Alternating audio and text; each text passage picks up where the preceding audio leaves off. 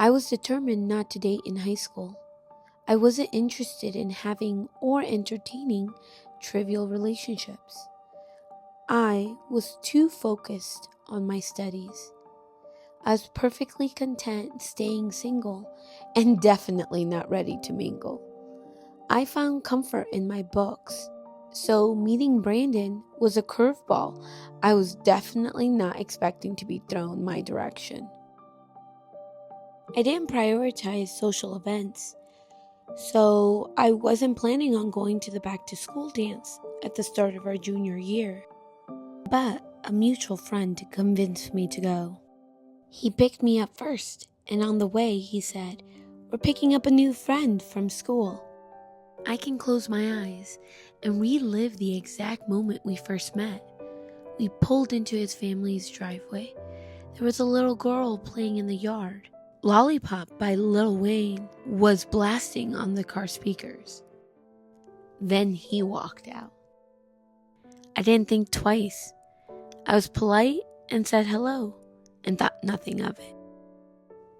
At the dance, I stayed with my usual group of friends. Nothing dramatic happened. No sparks flying, no instant romance, no love at first sight. But a few times I caught him looking at me, and our eyes would meet, just small glances here and there. A tiny little spark, but nothing more. I went home that night without a single thought that my life had just shifted. A few days later, he personally invited me to his birthday pool party. I was told I could bring friends, so I did. No pressure, it's just a party. But that night, I realized something. His parents already knew who I was. They had heard about me, so that has to mean something. And suddenly, those little sparks from the dance felt a little bit more real. I was guarded, but he was persistent. We started to hang out and go to the Friday football games. We spoke endlessly for weeks. We had these undeclared dates, moments that weren't labeled but felt like something. And then one night, under the stadium lights, he kissed me. We officially became a couple that night. I had goals, plans for my future. I wasn't going to let a relationship distract or derail my plans.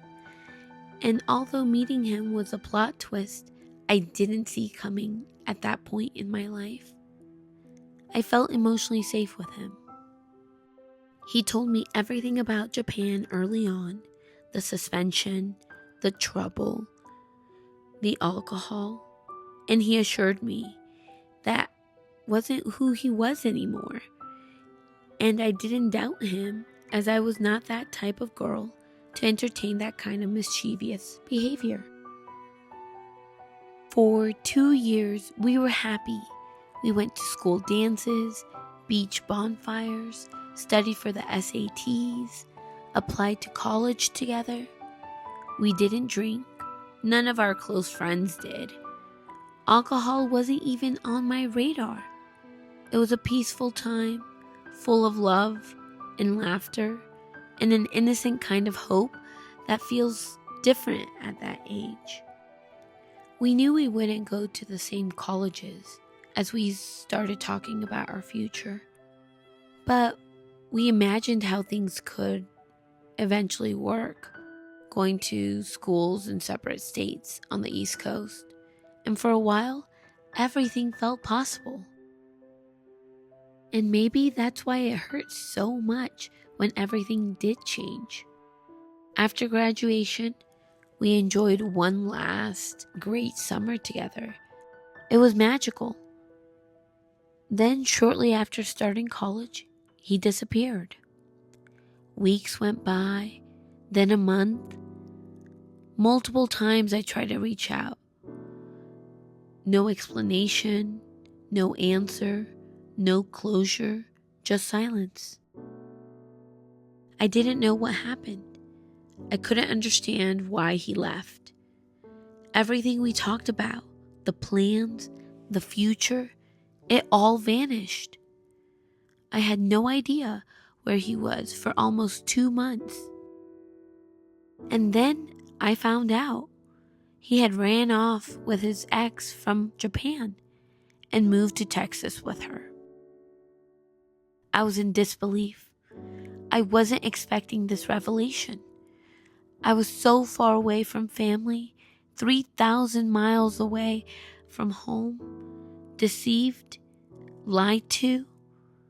I thought I would have safety and comfort starting my next life chapter.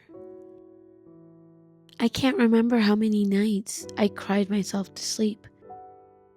My new friends concerned with how this life-changing event was affecting my state of being. I couldn't believe how I went from no relationship in high school to brokenhearted and confused. So as the weeks went by, I began to make peace. I directed the pain and sadness I was feeling as fuel to stay focused on why I moved to the East Coast to begin with.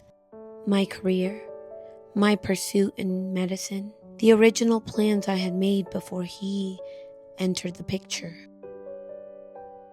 Then, one Friday evening, I was lying in bed when a notification came in. It was him. I was surprised, shocked even. All of a sudden, a rush of emotions came flooding back in. Emotions I had been building walls up to protect myself against.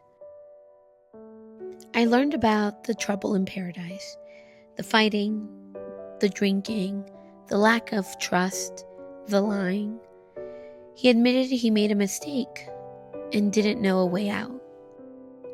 I offered to help him leave the toxic situation. He was home for a few months. We spoke here and there as friends, since there was still a lot of pain and confusion. By Christmas, he wanted another chance to be in a relationship. After serious conversations, we decided to give it a shot. But by April, he was gone, with her, again. Now this time in North Carolina. I didn't understand any of it at the time. I just knew I didn't want it to break me. And for most stories, that would have been the end of that. But for us, that was only the first chapter, the first love, the first heartbreak.